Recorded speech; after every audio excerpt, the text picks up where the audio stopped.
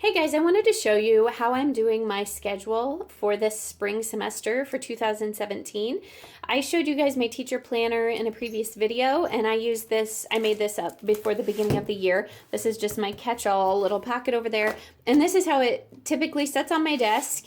And so I put this checklist over here, and it's in a sleeve so I can just use dry erase and just erase as I go and as I get things done. I really like this last semester. We'll see if I continue to use it this semester.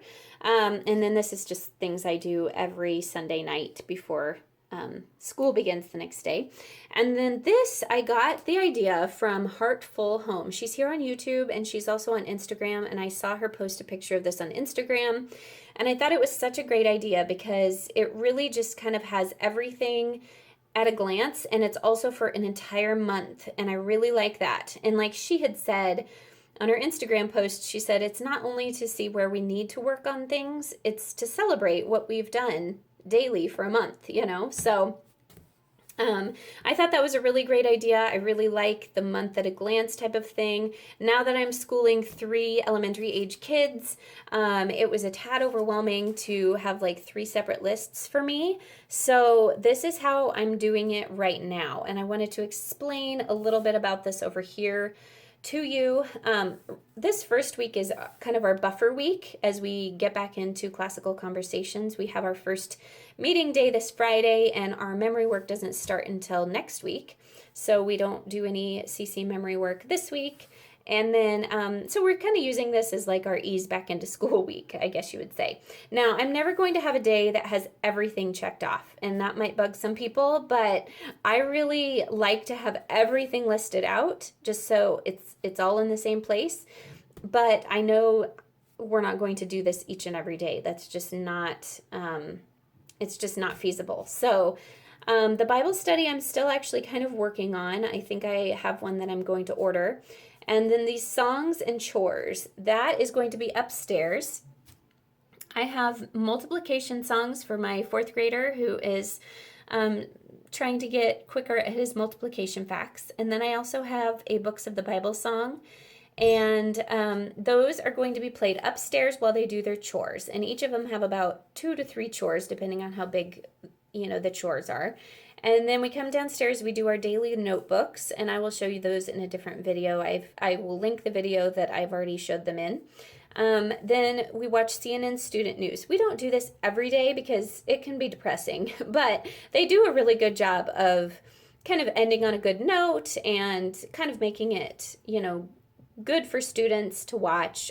Sometimes I do preview them though, or I skip over things because it's too much for my kids. The CC memory work, that's Classical Conversations memory work, and that is with all of my children. Math, all of them have math. We all try and play a math game together, or at least a couple of them. This spelling is for my 4th grader only, because spelling is included in Logic of English for my 1st grader. And then Logic of English is just for my 1st grader and my kind of kindergartner. And then science, experiments, and projects. We will at least get one of these a week because on Fridays at Classical Conversations, we always do one. And we do science in our CC memory work, like we have a science sentence that they memorize. So I could check it off every day for that, but I'm just reserving this for experiments and projects. So if we get one more done per week, that would be great. That's kind of what I'm shooting for, is twice per week. Once at Classical Conversations and one at home that the kids would like to do. And then for history, I have Encyclopedia and Story of the World. Usually we listen to Story of the World in the van when we're going someplace, and that works out really well. The encyclopedia, I have kind of a matchup. I have the Usborne World History Encyclopedia, and that's nice because it's just like a few paragraphs and we're done. Art, we will do that at Classical Conversations this 6 weeks, but if we do another art project at home, which I'm also hoping to do, and get twice a week, that is great. And then Latin and Spanish, our foreign language, they get Latin at CC, and then they also do a Spanish class that's separate. But I've reserved these boxes for, of course, when they're at the class, I'll check it off, but when we review their their flashcards or watch a YouTube video or something like that that just kind of drives that home, that's what I'm going to check off on there. And then typing, of course, when I shoot for twice a week with that.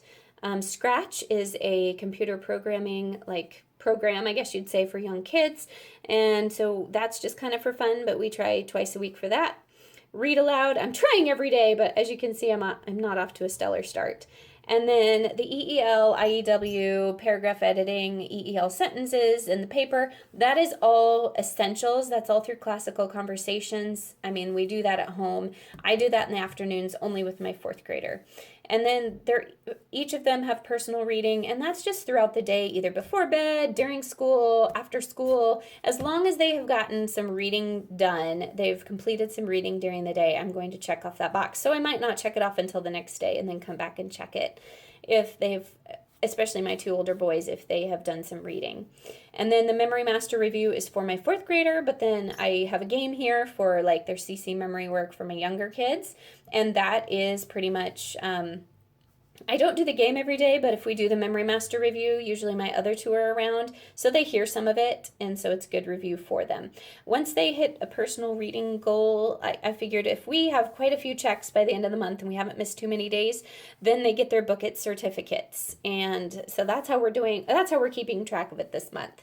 So I hope you guys get some good ideas off of there, and this is all thanks to Heartful Home. Thank you so much for this brilliant idea. I love the graph paper idea, and just, I don't know, it really appealed to me, and I love having it all in one place, and this works really well for keeping track of the work for my 3 kids.